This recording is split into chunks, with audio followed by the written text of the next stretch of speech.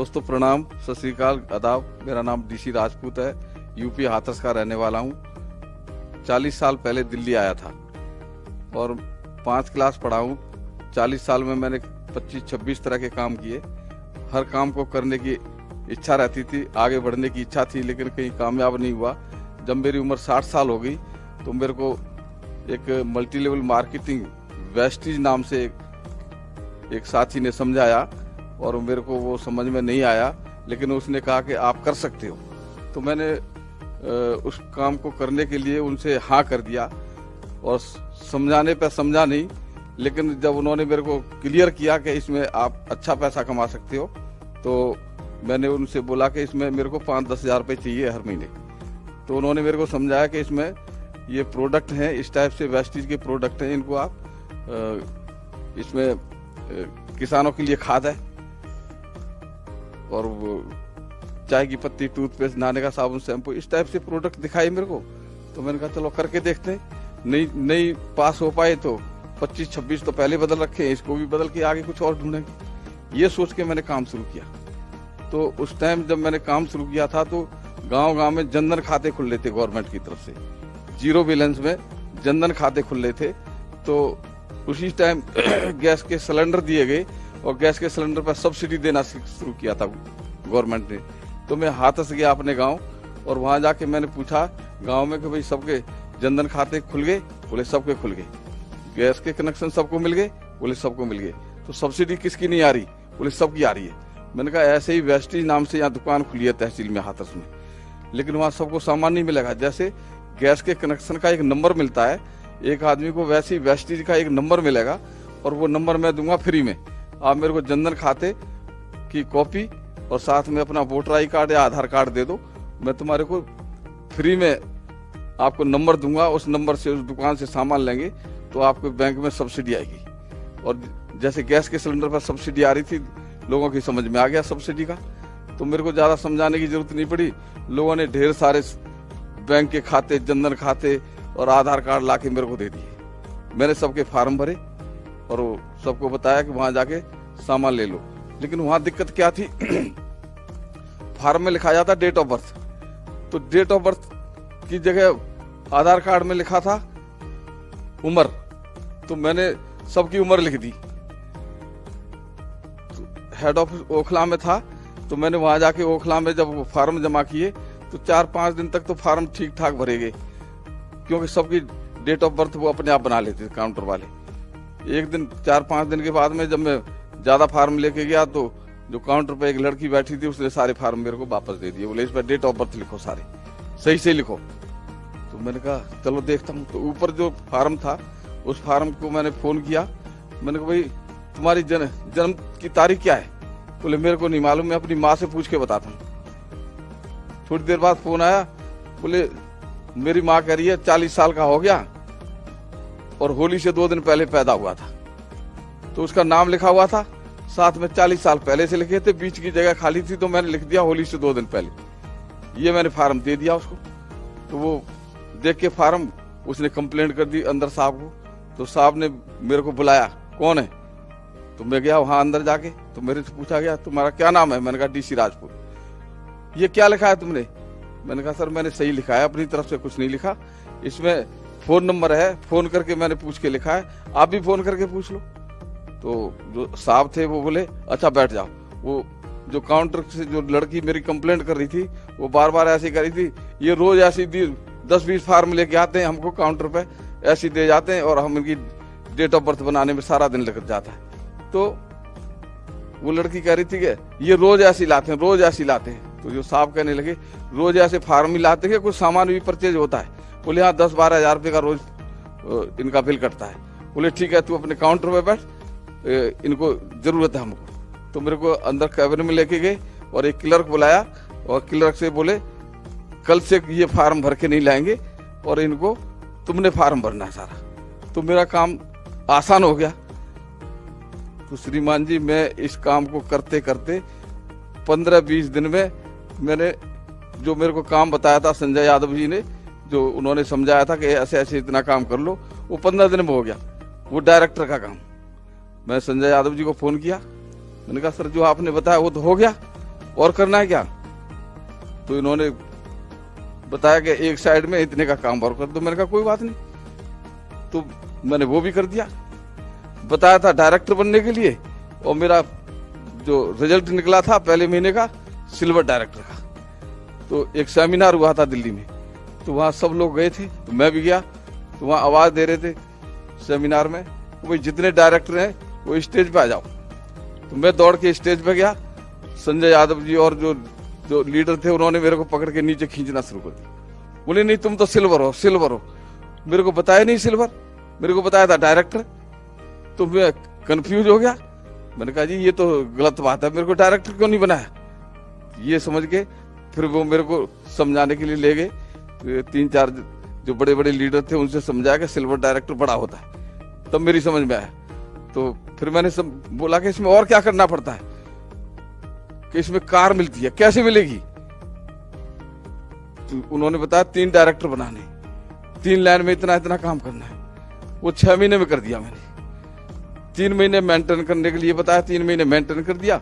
9 महीने 10वें महीने मेरे को कार फंड मिला, और संजय यादव जी ने मेरे को कहा कार लेनी है। राज मोहम्मद जी और संजय यादव जी ने दोनों मिलके और मेरे को शोरूम में बिठा दिया। मैं और मेरी धर्मपत्नी दोनों गए थे। तो वहाँ कार तो हमने कभी देखी नहीं, सपने में कार खरीदेंगे। तो वहां जाके बोले कौन सी कार अच्छी लग रही है? मैंने कहा मेरे को तो सारी अच्छी लग रही है, ये बताओ सस्ती कौन सी है? तो बोले एक कार है 2.5 लाख की। मैंने कहा कौन सी है दिखाओ। बोले कल आएगी। मैंने कहा फिर हम कल आएंगे।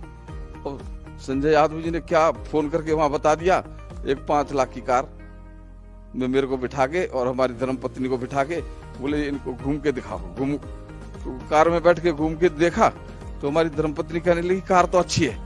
मैंने कहा अच्छी है तो कोई बात नहीं, हम तो कर लेंगे 2.5 लाख वाली, ये तो पता नहीं कितने की होगी। जैसे ही लौट के आए तब तक संजय यादव जी ने क्या क्या बोल दिया वहां मैनेजर को। उसने सारे कागज तैयार करके, और जैसी कार में से उतरे, वो जो वहां का जो इंचार्ज था, वो कार की चाबी और कागज, बोले ये जी आपकी कार मुबारक। मैंने कहा कार की ये कैसे मुबारक, मेरे को तो 2.5 लाख वाली चाहिए, ये तो रेट तुमने बताया नहीं। बोले नहीं 5 लाख की है। मैंने कहा फिर ऊपर के पैसे कहाँ से दूंगा मैं? तो मेरी लड़ाई होगी उससे। तो बाद में फिर कहने लगे, बोले नहीं कंपनी पैसे देगी।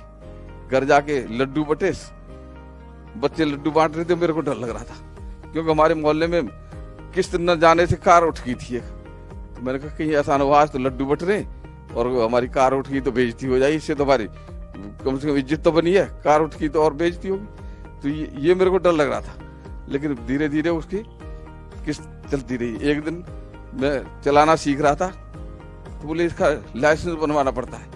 तो मैं गया ट्रांसपोर्ट अथॉरिटी, लाइन में लगा, मेरे से पूछा आपको क्या चाहिए? मैंने कहा लाइसेंस बनवाना। तुम्हारी उम्र तो 60 साल से ज्यादा है।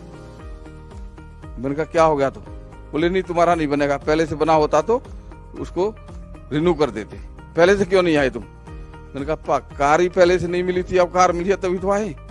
बोले नहीं अब नहीं बनेगा। तो हम वापस आ गए। कोई बात नहीं, बेटे ने चलाना सीख लिया, बेटा चलाता गया। बाद में फिर संजय यादव जी को मैं फोन करता था कि जी मेरी कार तो कोई बेटे का लाइसेंस नहीं बना, अब मेरे को तो हाथरस जाना है, अपनी टीम में जाना है। तो संजय यादव जी, गोविंद यादव जी दोनों मेरी कार चला के लेके जाते थे मेरे को। तो ऐसे करके बिजनेस में बहुत सपोर्ट किया मेरे को। 2 साल बाद दूसरी कार मिली, फिर 3-4 साल बाद में फिर मेरे को ऑडी मिली। तो चलाना नहीं जानता।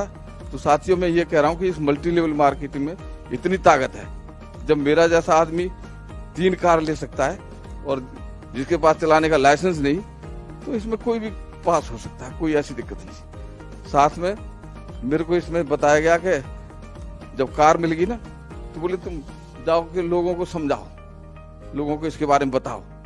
तो मेरे को एक लैपटॉप और प्रोजेक्टर दिया गया, चलाना सिखाया गया, ये पिन ऐसे लगती है, ये पिन ऐसे लगती है। तो मैं पहली बार गया बिहार, प्रोजेक्टर और लैपटॉप ले गए। जाड़े के दिन थे, जनवरी का महीना था। जैसे मैं स्टेशन से उतरा तो वहां कुछ लोग मेरे को लेने के लिए आए थे स्टेशन पे। तो वहां मेरे कान में आवाज आ रही थी, दिल्ली से DC Rajput, doctor DC Rajput आ रहे हैं, गरीबों का इलाज करेंगे। मैंने आवाज सुनी, मैंने जो मेरे को साथ में लेने आए थे, मैंने कहा भाई ये बंद करवा, कौन आवाज कर रहा है? बोले अब क्या बंद करवाइए, तो 3 दिन से आवाज दे रहा है। वहां जब पहुंचे, जहाँ मीटिंग स्थल था, वहां 100 से ज्यादा मरीज बैठे हुए, ऐसे मरीज जो एक मरीज को 2-2 आदमी उठा के ला रहे थे। मैंने कहा ये क्या है? बोले आपने देखने। अब मैं बड़ा परेशान हो गया, मेरे को अंदर पसीना आने लग गए, जाड़े के दिनों में कोट पैंट में भी पसीना आने लग गई। तो फिर मेरे को अंदर, मैंने अपने आप को सोचा क्या करूं, दिल्ली हो तो किसी न किसी को बुला लूं, यहाँ इतनी दूर कौन हेल्प करेगा? तो मैंने कहा डॉक्टर तो मैं लग रहा हूँ, कोट पैंट टाई पहने रखा है, इनको क्या पता कि मैं डॉक्टर नहीं हूँ या पढ़ा लिखा नहीं हूँ। तो मैंने कहा सारे जितने मरीज हैं सबको लगाओ लाइन में, और मैंने एक कागज पर सबको जो है पूछा तुम्हारी उम्र कितनी है, कब से बीमार हो, क्या बीमारी है, क्या, इस टाइप से बात करते जैसे डॉक्टर पूछता है, ऐसे ऐसे करके। और मैंने सबको फुटपैच लिख दिए और 1-1.5 घंटे में सारे मरीज चले गए। उसके बाद में जब मीटिंग शुरू होने का नंबर आया तो उस चक्कर में मैं पिन लगाना भूल गया। जो लैपटॉप में प्रोजेक्टर में पिन लगाते हैं वो स्टार्ट ना हो। अब मेरे को फिर पसीना आने लगा, अब क्या हो? फिर मैंने बाहर निकल के फोन किया, मैंने कहा ऐसे ऐसी बात है। तो बोली यहाँ कोई वो होगा कंप्यूटर चलाने वाले, कोई बच्चा होगा, उससे मेरी बात करवा। तो राज मोहम्मद जी से मैंने बात करवाई। तो राज मोहम्मद जी से बात होती एक बच्चे ने चालू कर दिया। मैंने CNT किया, प्रोडक्ट के बारे में बताया, जिस टाइप से जो कंपनी का नियम है वो मैंने किया, और वहां से करके और मैं वापस आ गया। तो साथियों, मैं ये बताना चाहता हूं कि अगर कोई भी परेशानी आती है तो उसका सामना करो। सामना करने से कोई न कोई रास्ता मिल जाता है। अगर मैं उस दिन इसमें मैं अपने को संभाल के इस काम को नहीं कर पाता तो आज मैं यहाँ नहीं होता। तो ये काम बहुत आसान है, और समझदारी से काम करने के लिए मेरा जैसा आदमी इसमें पास हो सकता है, तो इसमें कोई भी कर सकता है। मेरे साथ में बहुत सारे ऐसे आदमी हैं जो अंगूठा टेक है, जो दूसरों से फॉर्म भरवाते हैं, वो सब कार अचीवर है। बहुत सारे लोग मेरी डाउनलाइन में कार अचीवर है, और मेरी ऑडी कार देख के, मेरी इनकम देख के, और बहुत सारे लोग मेरे से पूछते हैं क्या होता है इसमें, कैसे करते हैं। तो मैं ज्यादा नहीं समझाता। संजय सर ने बताया वी टीम STM प्रोग्राम होता है, वहां अपने सारे साथियों को लेके आया करो। तो जो लोग ये कहते हैं तो भाई इसमें कैसे तुम्हारे पैसे आते हैं, कार कैसे मिलती है, मैं कहता हूँ ये विवेक सक्सेना सर, संजय सर एक प्रोग्राम करते हैं वी टीम का STM के नाम से, वहां चलो। तो 4 साल पहले से मैं यहाँ लोगों को ला के यहाँ बिठा देता हूँ, और वो लोग सीख के जाते हैं और वो सब पास हो जाते हैं, साथ में मेरी भी इनकम बढ़ जाती है। ये बहुत सरल काम है, इसमें करने में कोई दिक्कत नहीं है। बहुत सारे लोग इसमें कामयाब हो गए। किसानों को मैंने बता दिया, किसान अपनी खाद लेते हैं, उनके बैंक में सब्सिडी आती है तो एक दूसरे को बता देते, तो खाद ले लेके किसान भी इसमें मेरे साथ में कई कार अचीवर बन गए।